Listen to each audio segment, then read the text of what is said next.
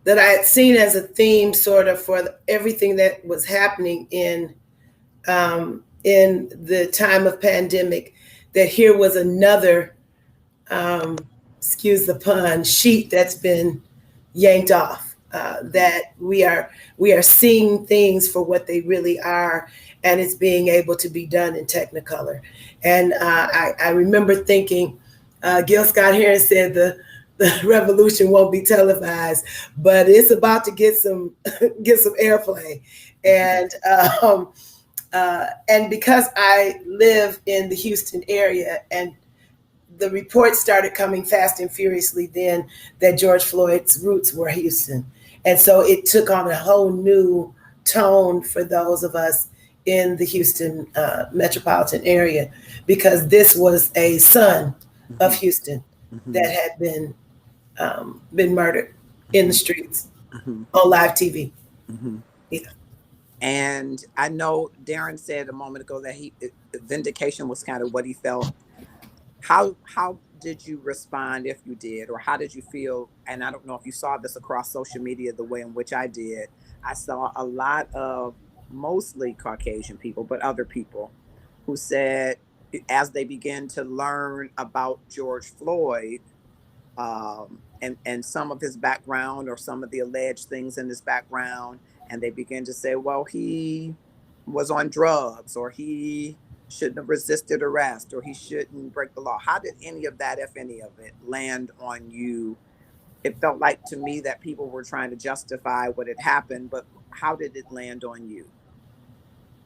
There's always a mindset sometimes that if law enforcement does it, then there has to be some reason, some justification for their actions. But again, I live in Houston, and for them, they knew a George Floyd that no one could talk about based on what he was dealing with at that moment.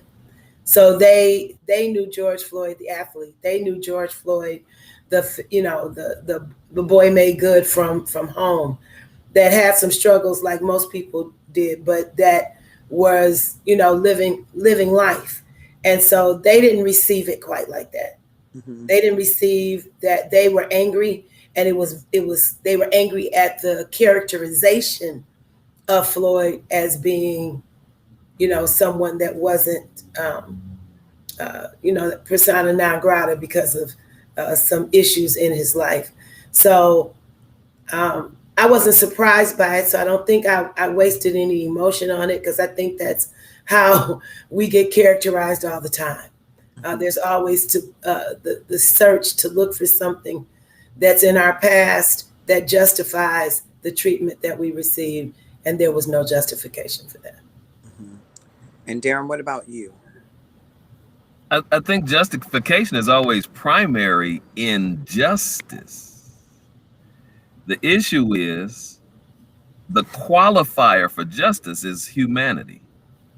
And what that means is what a person's background, none of those things negate a person's humanity. Right. Even in the moment, if they're high in the moment, if they're guilty of the crime, justice says that a police officer doesn't have a right to murder a person. That's right. And again, that's because the qualifier is humanity. It doesn't. And so what that means also is that George Floyd, the hero thing that he's been made out of, to me, that isn't an issue either, because he's symbolic necessarily of the rest of us who have been murdered by police.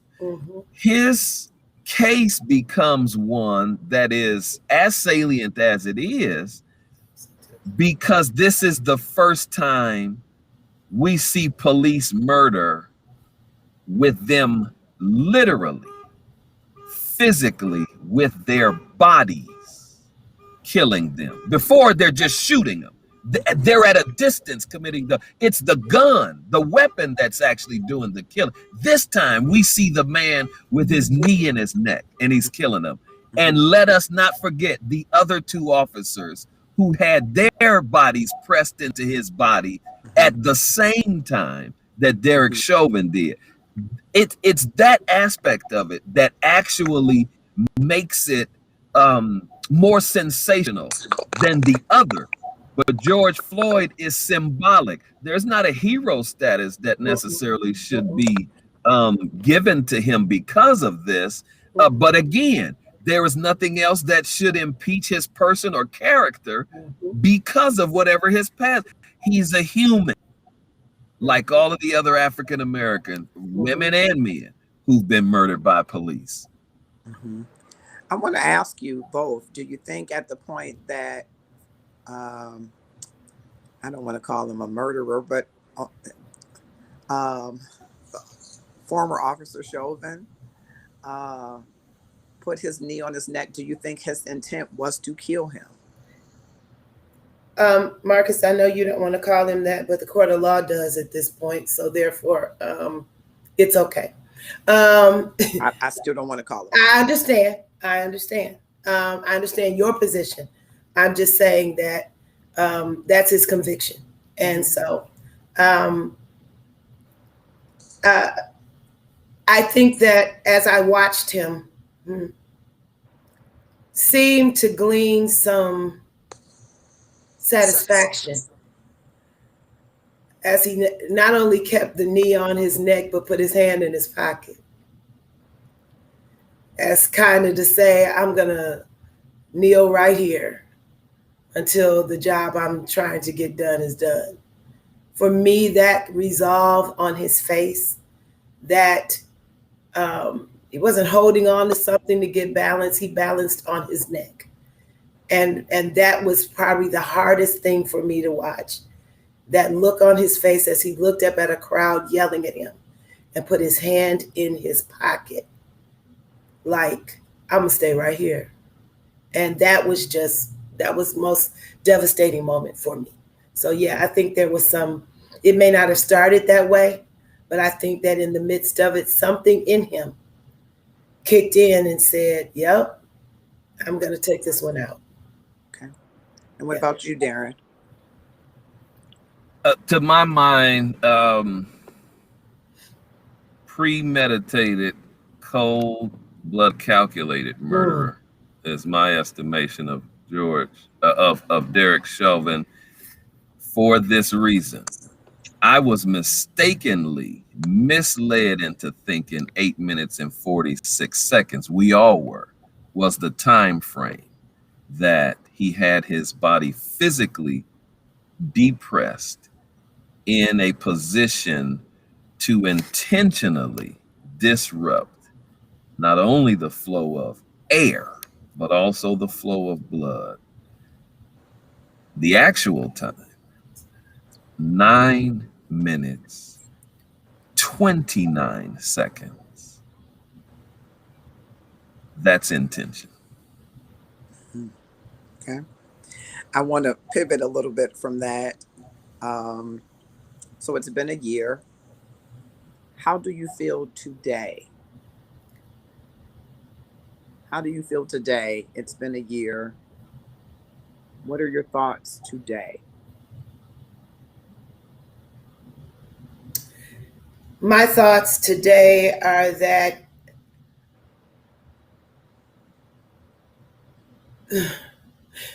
very little changes. Yes, we hear more conversation about. I even have to give some credence to the fact that I see some lawmakers trying to do some things. However, this whole situation needs to be deconstructed for what it really is. This is an event, an incident that is part of a much greater systemic issue, a much greater heart issue, and it is the trauma that it has caused African Americans across the board, and maybe even others, that this trauma that we are still dealing with a year later because it didn't get dealt with, because we've still been in a pandemic, because we've not been able to really deal with all of the things that have happened post George Floyd. I'm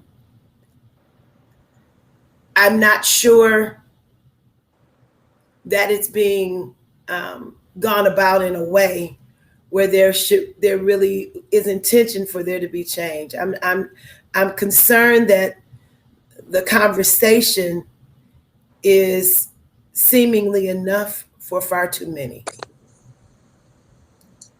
Seemingly just enough. We're talking about it, but change is not imminent because the real issue has not been dealt with. It just hasn't been dealt with. And yep, and that was my next question. Has anything changed? Darren, anything to add there? I was curious to see, how do you feel in general? Are you hopeful? Are you not hopeful about any efforts? And, I agree with Valencia that I think because we're in a pandemic and we're already in a pandemic, that's impacted to some degree some of the response, but not all of it. Right. And clearly we were under a different administration for a large period of the time, but are you any more hopeful today that there is going to be monumental change to the system than you were a year ago? I'm an African American and 52 years old, which actually sets the parameter for hope for me. And what that means is all evidence shows me that the more America changes, the more she stays the same. African American rising and provoking and evoking change will be the only real and lasting change. Are you hopeful for that change? And I guess that's what I'm asking, because I know you're 52, I'm 51, and African Americans are not a monolith, so we might not have the same level of hope or barometer. But I'm curious to know, are you more hopeful? Are you more hopeful that African Americans are going to rise up? However diverse we are as a people, all of the issues that plague us, all of the problems are the same. And the things that have stood in our way has not changed. So however diverse we are, that doesn't matter in the light of what is necessary for us. I have hope for us. Yes. I don't have hope for the system and the country around us. But that's predicated upon this idea that I really think we are missing what I think is God's timing for this country, for the world to deal with the issue of racism and white supremacy. I just talked about this on a call I was just on. I don't think it's by happenstance that the health pandemic shuts everything down and then a racial pandemic emerges on the scene in the midst of a financial pandemic that sandwiches the racial issue in between it. To my mind, I see that as orchestration or allowance, at least, of God for us to focus on the most intractable issue in this country. And I think we're sleeping on it. We're missing it. In that regard, I can't hope in any of this around me. I cannot. I hear you. I just don't know if that's the barometer, but I do hear you. I'm wondering then, what does the individual then do in the African American diaspora to spark that hope, be that hope, seize this moment where you think that we're sleeping? What can we do? For me, it's we've gotta love us, we gotta know us, we gotta respect us, and then we've got to have a self-determination, a moving us together. And whatever diversity we have, we're not, and that's we love that statement. But the needs for us are the same. We don't love us as a people, and our diversity is a problem in that. We don't respect us as a people. Our diversity is a problem in that. We don't have the the idea of us coming together as a need. And I think our diversity is a problem in that. Do you think on that point that people don't all think that we all have the same needs? That might be the problem. I know that's true, but I know that's wrong also. Mm-hmm. As true as it is, I believe it's that Mm-hmm. wrong. Yeah. And so that might be something to contend with, because as deeply rooted in the know as you seem to feel and be, there are people on the other side who feel as deeply in the know and as well. So how do we bridge that? This forum that we're doing right now, because I'm not one of the ones who believes that this is the time for action. Again, some same things I just said in this other call. There's so many of us who think we talked enough. It's time to do something. It's time for action. I don't think we've talked. And I think one of the evidences of that is the fact that we are still so divided on even seeing what our issues really are, the same ones that plague us. And I suggest that to continue, for us to continue to have the conversation and not just surface, not just skimming across. I mean, we have the deep conversation and talk about what the real, getting to surface issues, beyond the surface issues, to the heart matters of where we are. It's in dialogue for me, Marcus. It's really in talking, because you jump out there and start doing something without having an agenda and not having even a meeting of the minds first. I think we spin our wheels that way, because all of the hundreds of thousands of little tiny efforts that individuals are doing for whatever they may achieve, it doesn't affect enough to make a difference for us. But all of those little efforts coming into a meeting of the minds together can actually move something for us. It's in dialogue for me. That's the thing individuals can do. Talk to other people, not even like mine. Talk to those even that don't agree with you. Sure. We've got to be talking. That's what I believe. Yeah. And I'm going to come back to your 3 points, because I know you're a preacher, so you're going to have to break down all 3 of them. To Valencia, how do we come together en masse then, to Darren's point? Because everybody, we become so individualistic, right? Even though I think we're communal as a people, we don't live as communal maybe as we once did. And so how do we come together? How do we go about coming together? Here's where I sit on this. I'm concerned that what we don't have is commonality in understanding where we are. That whole conversation about our diversity and how many people think like this and think like this and think like that. For me, our commonality is that on a dark highway with a racist law enforcement officer, we are the same. And I think that we have to get to what the bottom line is and then build from there. Because as your legislators who will say on either side of the aisle who are African American, they are subject to the same thing, have the same maybe value system as the person stopping them. But because of how they look, it is the age-old issue of a entrenched racist mindset that is at the core of America. And I think we got to stop being afraid to say that one of the core values of America is its entitlement racist mindset. And it has to be deconstructed. If it's not deconstructed, we can do everything we want to on top of that nasty, nasty little infected core. And it will look cute, but it will never change the core of things. So yes, so we rise up. Yeah, I agree that we need to be focused on the same thing and that we need to move forward.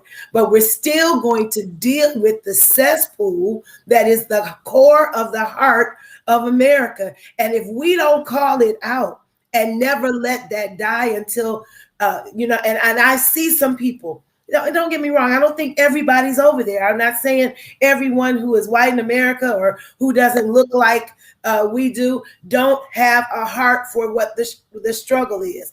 I think they do. There are many who do. But the bottom line is that the deconstruction has to be absolute.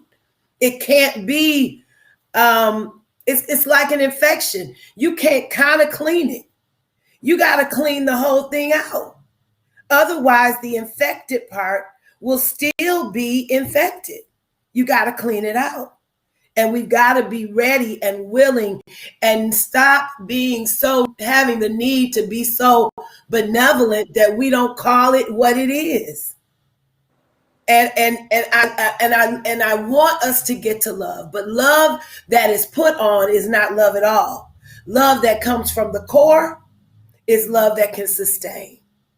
And so I think we have to be really, really circumspect with ourselves, but also not be afraid to speak the truth to the powers of the world, to say the core of what America has done to everyone in its pathway is based on an entitlement racist mindset, and it has to be eradicated, or we're going to stay here.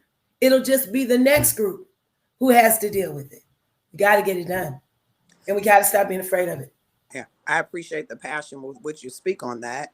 And I want to go back, though, to the question, which is... I thought I answered it. I'm sorry if I didn't. And maybe I missed it. So just for me to get it. The question that I was asking is, how do we come together? And my answer to that was, we come together when we come together by recognizing that we have one thing in common. How do we come together, meaning who? I guess I should ask you to qualify that question. How do we come together as a country? How do we come together as a people? What do you mean? Yeah, how do we come together as a people? By recognizing that it doesn't matter what socioeconomic condition you find yourself in. On a back road, in the right part of the country, you're in jeopardy just because of how you look. Just because of the color of your skin. Get to that, and then maybe you can begin to see how we need to come together and understand that that is the core issue, and how we move from there, which is what I said a few minutes ago. I started with that we got to come to understanding that at that core, we are the same. We're not monolithic in our thinking. We're not monolithic in our doing. We're not monolithic in our socioeconomic condition. We're not monolithic in our beliefs, and even in our value systems. But the thing we are monolithic in is that at night on the back road, we look the same to whomever it is who has a problem with us as a people. And if we can get to that, understanding that, then maybe we can begin to see how we can come together and meet the needs of what it takes for us to come together and have, as Darren said, a list of things that we are really trying to do, and to be strategic about it. Because this just getting angry and going out here and doing something is not going to help us to move from where we are to where we're going, or where we need to be going. Darren, I'm going to come back to you because you outlined 3 points. We need to love ourselves. Tell me the other 2 and elaborate on those. The other 2 were to respect and to determine for ourselves. However, I didn't give the first, which is the most important one of the ones of those. The first dictum that was hung over the temple, the first temple in Egypt. 3 words: know thyself. The first thing is for us to know us. In knowing who we really are, then comes the love for who we are. Then comes the respect for who we are. And then comes the determination, self-knowledge, self-love, self-respect, and then self-determination. Those, to my mind, are what the pillars of in terms of us being able to come together as a people. And let me say this part to the monolithic idea. We're really not saying anything when we say that African American are not monolithic people. What do I mean by that? No people group are. Every people group has a very diverse way of thinking, acting, doing, and being. So when we say that, you know, people have pushed that on us. That's really not saying anything. But what all people do in order to move themselves forward is realize whatever the challenges are against them. And based on what those challenges and what the goal that they have in mind is, that's what they actually come together on and are able to move themselves with whatever diverse other ideas and identities exist among them.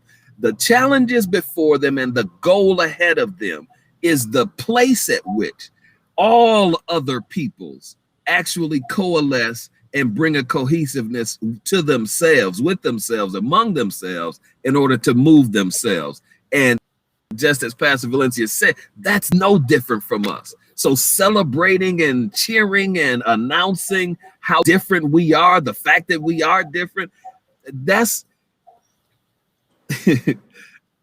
that should be less our cry, in my idea. Okay. And more of where do we need to get to? Okay. And what is in our way to getting there? I hear that. And so I want to go back to your 4 points so that no one can be accused of those things not saying anything.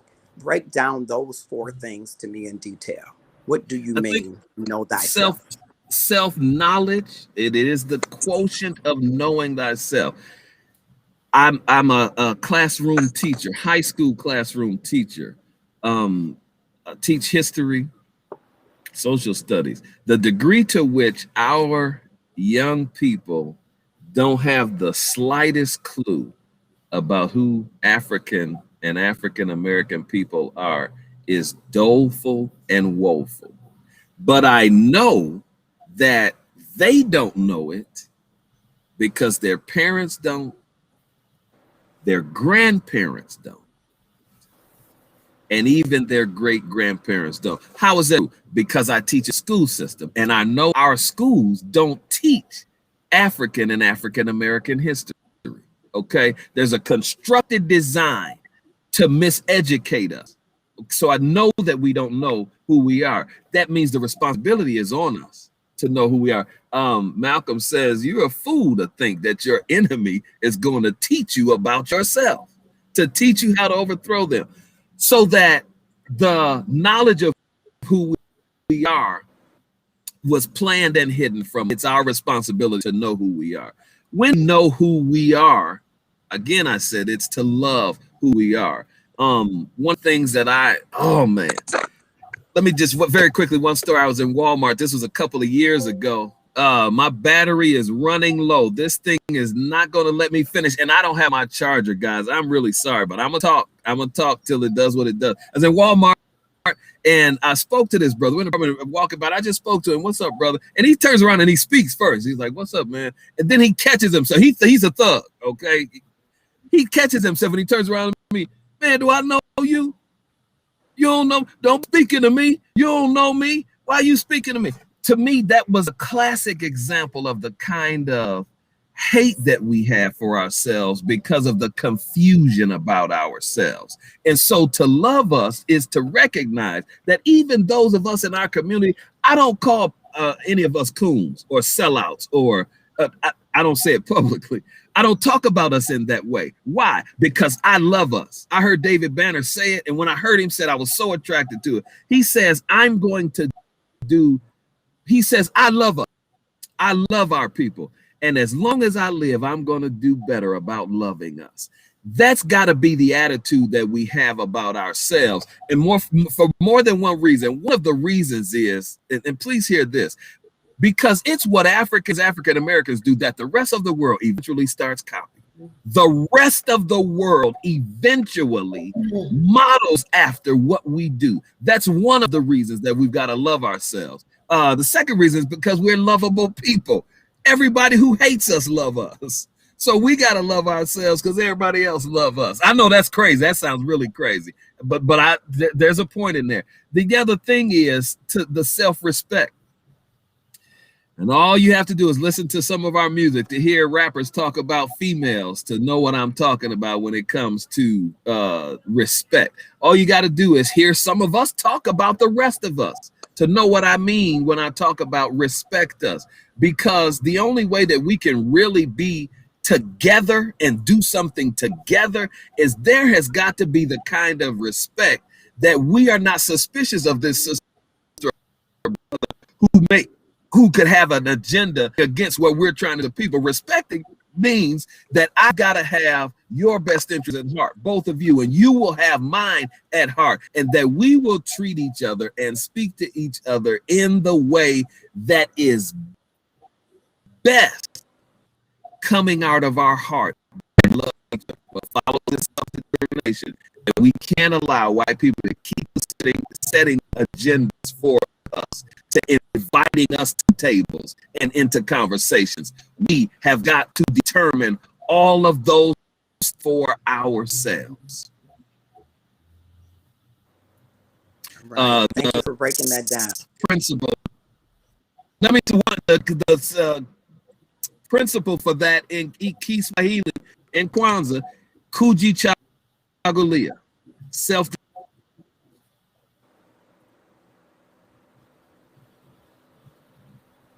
Yep. I didn't want to cut you up. You're kind of freezing. I didn't know if you were finished. I am done. My battery is dying. Okay. All right. Well, thank you for that. Valencia, I want to go to you. Yeah. Today there was a press conference at the White House. Mm-hmm. The Floyd family was there. What would you say to George Floyd's nephew, who was like his son, and to his daughter? I think that I would say to them that this is an opportunity for, especially the nephew, because the nephew is not quite as young and has already begun to move in some ways where he is understanding the legacy that this kind of sets up for him. I believe it is absolutely important for them to know that the legacy is not just about George Floyd, but the legacy is about how this tragedy, and I don't think one of the things that we don't always talk about, I don't think we can lose the fact that the tragedy was done at a time when people could see it and see it well, and see it over and over again because they were a captive audience. That here is an opportunity for you to utilize what it is that has happened as a springboard for you to be a voice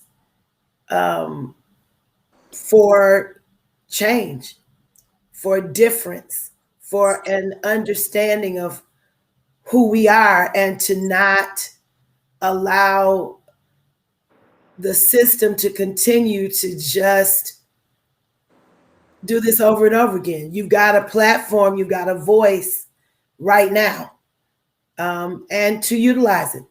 And you know, that might sound a little opportunistic, but okay. You know, sometimes you gotta take what the defense gives you. And this has been horrible, but there is a way that something good can come out of all of the tragedy that has been the death of George Floyd. I think for that daughter, who clearly knew that something was very different about what was going on behind her daddy's death, who said, my daddy's going to change the world. If she picks up the baton and decides that because of her daddy's death, that she has to help be a catalyst for changing the world, then I think that she becomes a voice of change and of keeping it in someone's face that her father died in a way that no one should die. And so she's going to live in a way that should be lived. I think she has an opportunity as well to do that.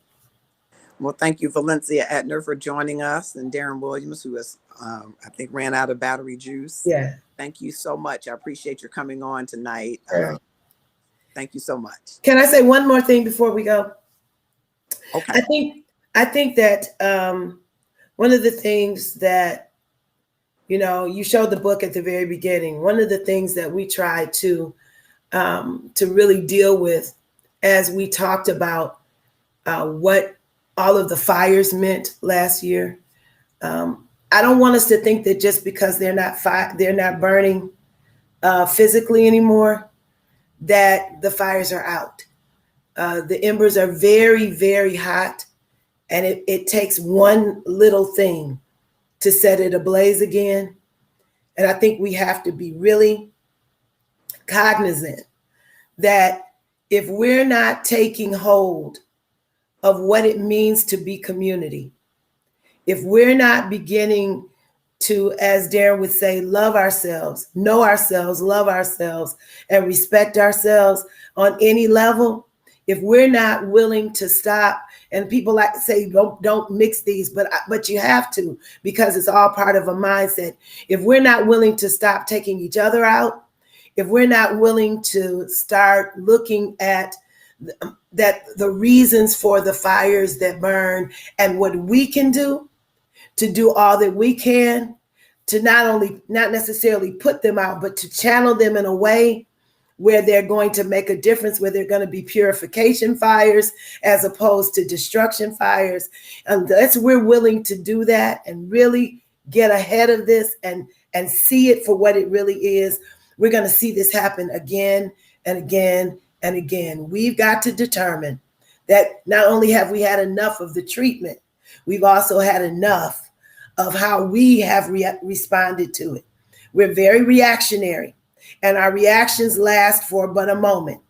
I need us to respond in a way where we are not afraid to speak truth to power, to turn some things around, to look at ourselves in a way where we can do the things that are going to make us better us, so that then we are connected and galvanized, so that no one can divide us with a whole lot of rhetoric that just at the end of the day was just a means by which to keep us from coming together to make a difference. We gotta get there.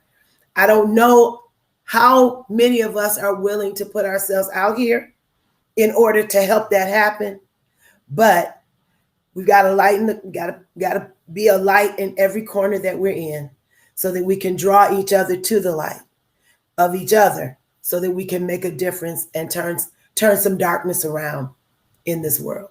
Thank you, Valencia. Thanks. And as we close, we are going to play a clip from the body cam that was released. It is graphic, but I wanted to close with this clip because I don't want you, as you hear Valencia saying, I think the flames are only fanned, they are still burning. And so that you are awakened to it, jarred to it again, we close with this clip from the body cam from a day that I don't think any of us will ever forget.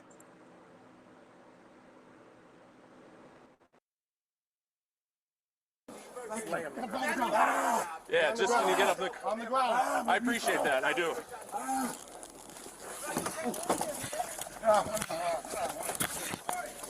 You got your restraint? Hobble? Okay.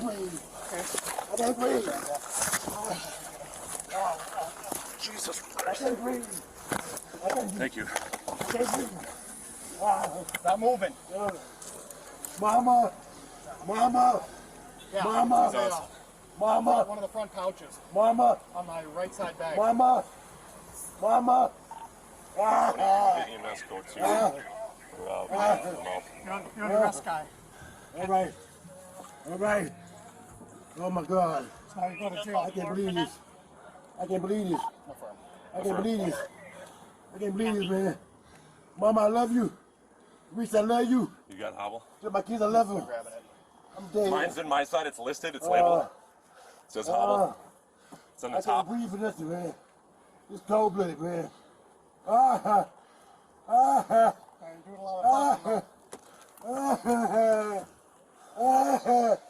Mama, I love you.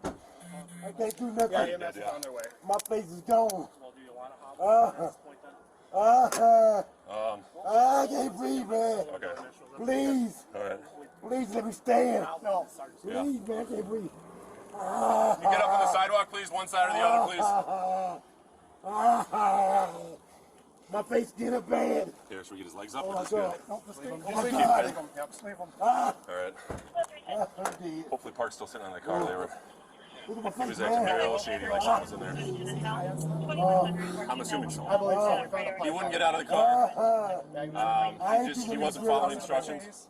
Please, Yeah, it's across the street. Park's watching it. please, 2 other people with please, him. I can't breathe. Please, man. Please, somebody help me. You can probably step it up then. You got it?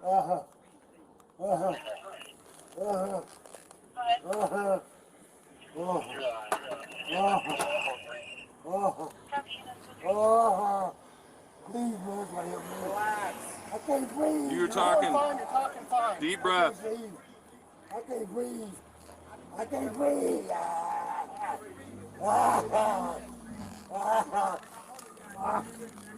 My body's just tired this day. Relax. Man, I can't breathe my face. Just get him. He's got to be on something. What do you want? I can't breathe. Please, the knee in my neck. I can't breathe shit. Get up, get in the car, man. I will. I can't move. That is. Mama. Found a weed pipe on him. There might be something else with it. Might be like PCP or something. Is that the shaking of the eyes, right? Is PCP? My knee.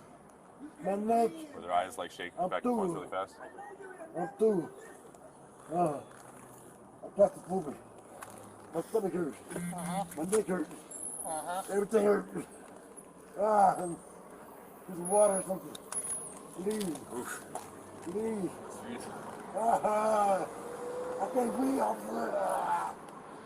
Talking, lot of They will yelling. kill me. They will kill me, man. Takes a heck of a lot of oxygen. Come on, man.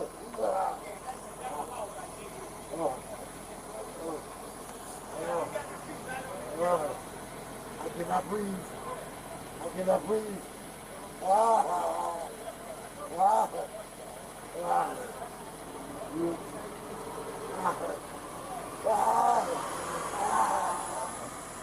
They'll kill me. They'll kill me. I can't breathe. I can't breathe.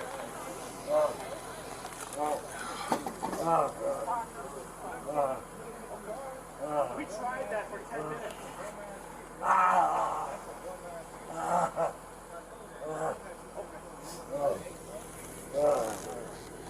Please, please, please.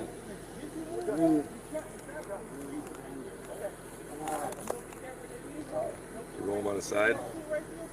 Okay. I just worry about the delirium or whatever. That's right, man. Yeah, it's coming. Okay, that's close.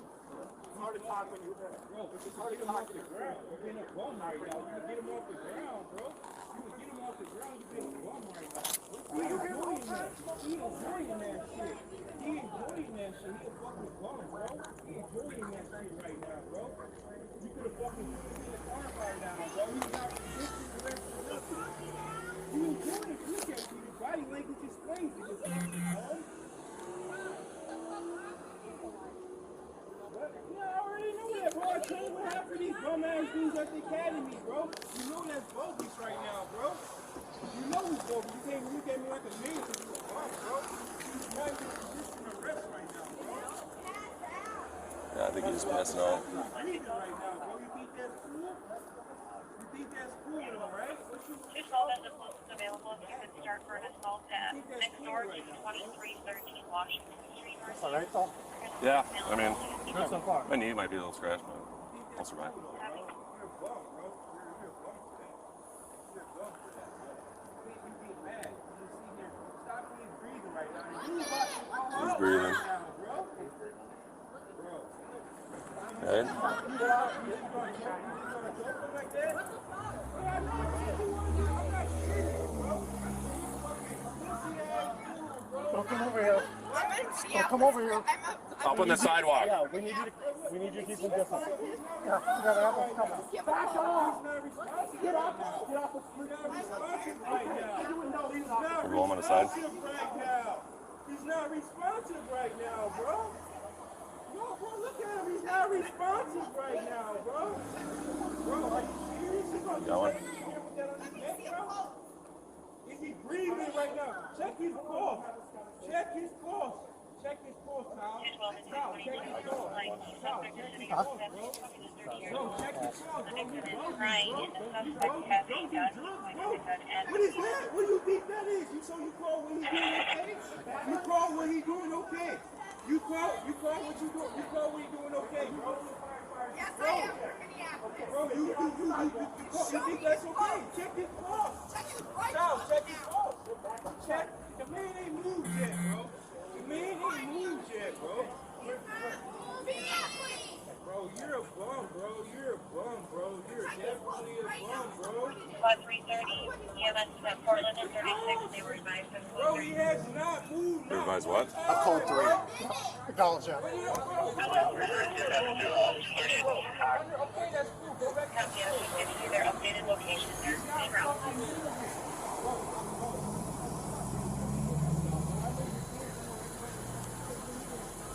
There we go. Bro, he was just moving when I walked up. Bro, you just get up. You just get back out. Bro, he doesn't have it. Bro, he's not fucking moving. Bro, you can see that he's stepping, bro. You're a bum, bro. The suspect is breathing and is being adult, like a way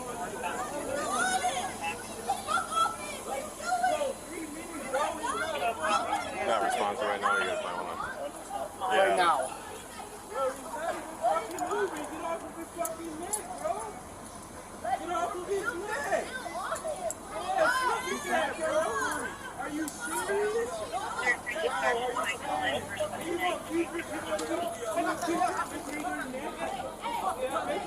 Should we get another car?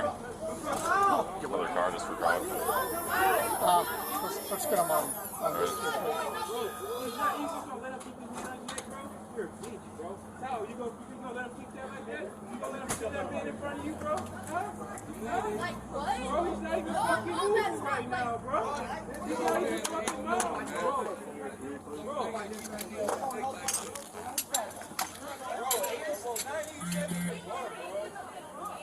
You gonna just sit there with your knee on your neck, bro. You a real man for that, bro. He ain't got no, bro.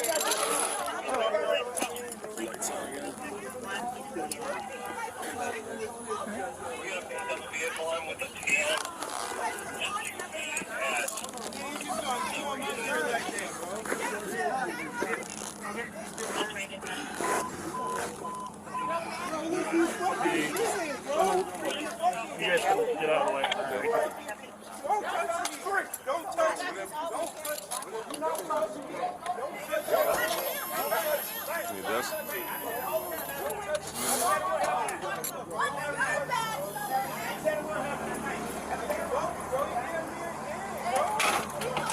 Let's go to 40th. You want one of us to ride with? Yeah.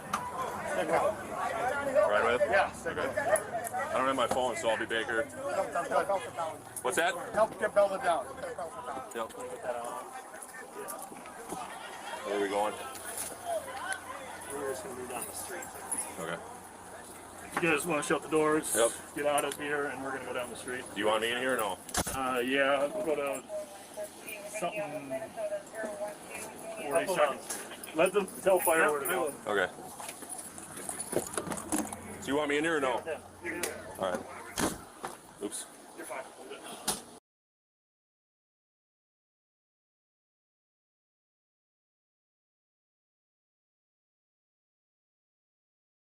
He was just not compliant with getting out of the car. Okay. We were trying to get him in the back of the squad, Okay. and he was just basically resisting. Yep. He wasn't showing us his hands at first. Then we were trying to get him in the squad. He kicked his way out. He was kicking on there, and we came out the other side, and he was fighting us, and we were just basically restraining him until you guys got here. Okay. 412, fire location going to be park Yeah, you do CPR. All right. and 30.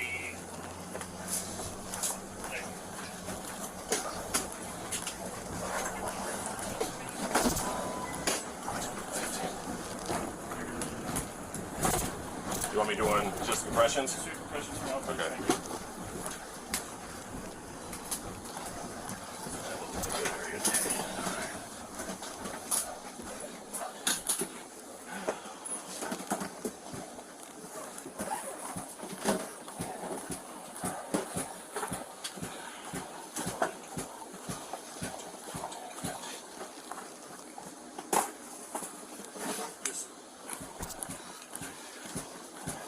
Thank you.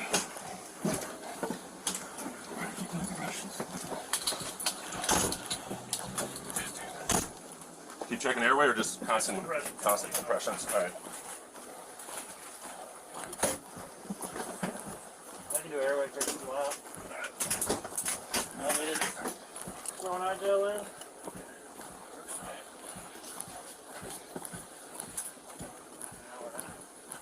You have to be detained physical force and.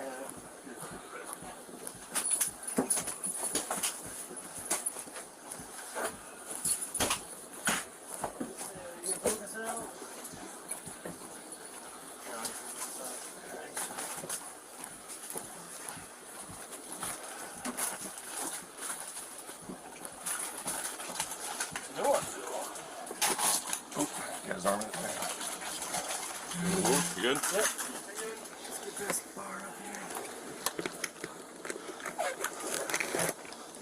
Pull it out. Strip it out. There you go. Something's caught.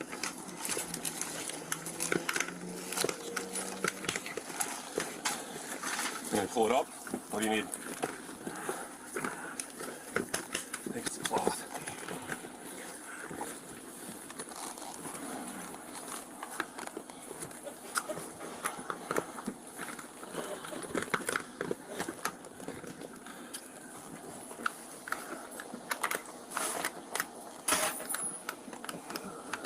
Which way is it hook? There you go. There you go. Oh. Fuck, sorry.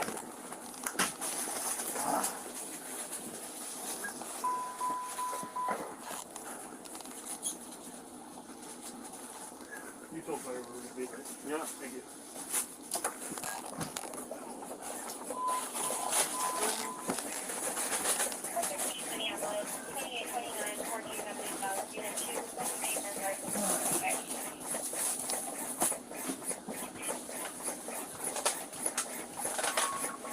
I got this stuff. Should I still be touching him, or is that gonna electric go? One, two.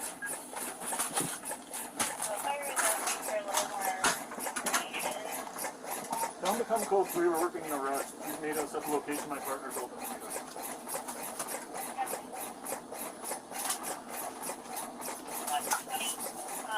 If you could let MFD know that the fire is going to park in 36 location in a full rest now. I won't there.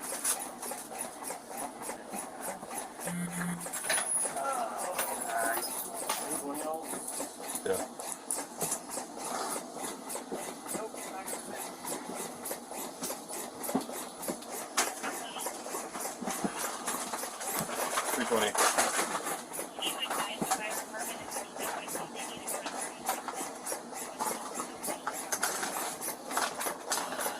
28 Baker to Able, can you, if you're still on scene and with EMS, can you advise fire?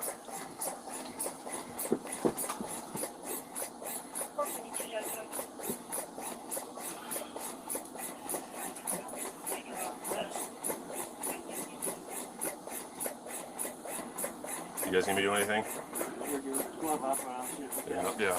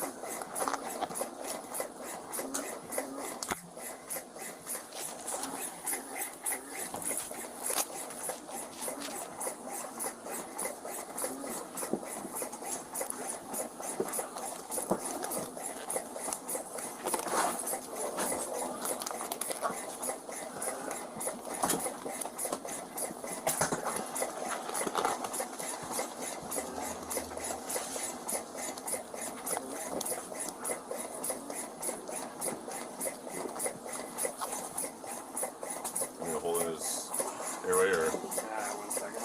Okay.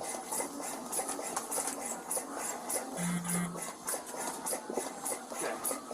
Do this on every, One pump? every time this lights up, give it a squeeze. One pump? Yep. Alright.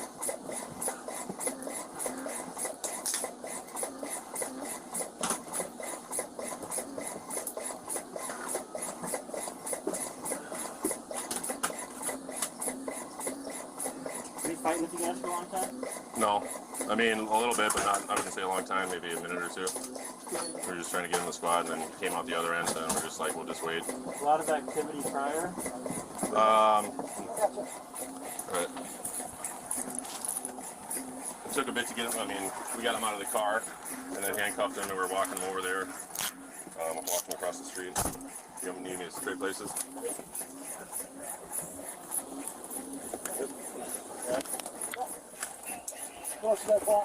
You guys need me in here still, or? You're good. We're good. Thank you. Okay. There's a bag over there.